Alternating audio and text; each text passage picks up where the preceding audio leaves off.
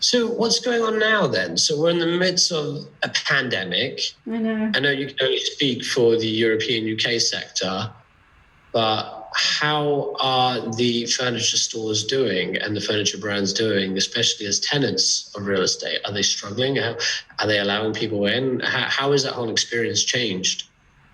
I went along High Street recently, and unfortunately people are closing. They're closing because they haven't, not everyone, of course. If you're a big brand and you're able to sustain the losses throughout the section, then of course. But if you're a smaller brand and that's your only way of income, then they're closing because unfortunately they just can't, they haven't been able to reopen in time in order to sustain what they've lost. So it's tough. I think it's tough for like a lot of family businesses out there, and people who potentially don't have like the backers of in maybe another country or whatever it is. And the e-commerce, we've got to talk about e-commerce because it's taking a lot of customers away from the high street. The other thing as well is our research has shown that a lot of older generations, so our target market, for example, Roobba is 22 to 35, 45. A lot of 50s and overs would never pre-COVID shop online. It's just not in their nature.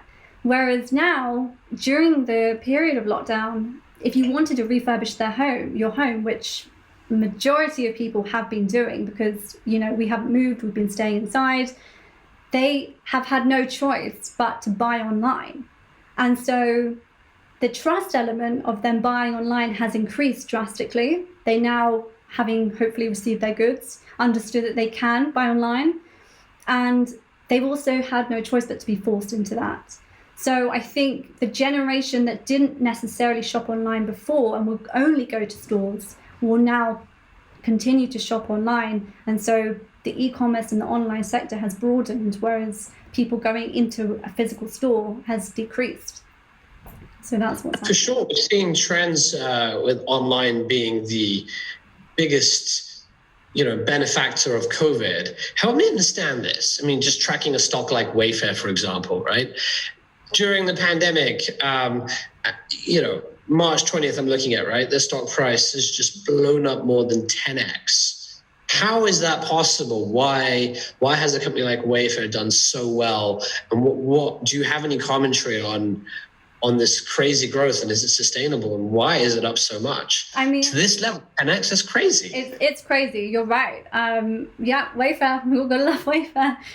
So in I think it was the Q1 of 2020, they had huge losses, and they were increasing advertising. So they had high expenditure. So they didn't have, a great time then. But since the onset of COVID, what's happened is essentially, well, first of all, people have been, as you said, forced online. And second of all, people have been wanting to redo their homes.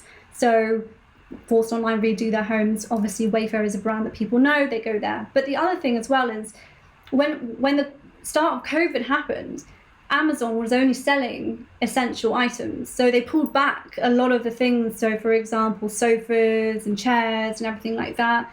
And so people had no choice who, obviously they trust Amazon.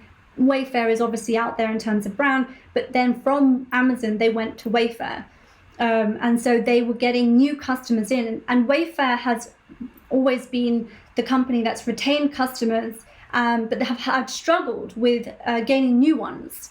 So over the time of COVID, they've retained it, but because of Amazon, they've also gained new ones. So that's why the stocks have increased drastically, and obviously that's where they are now.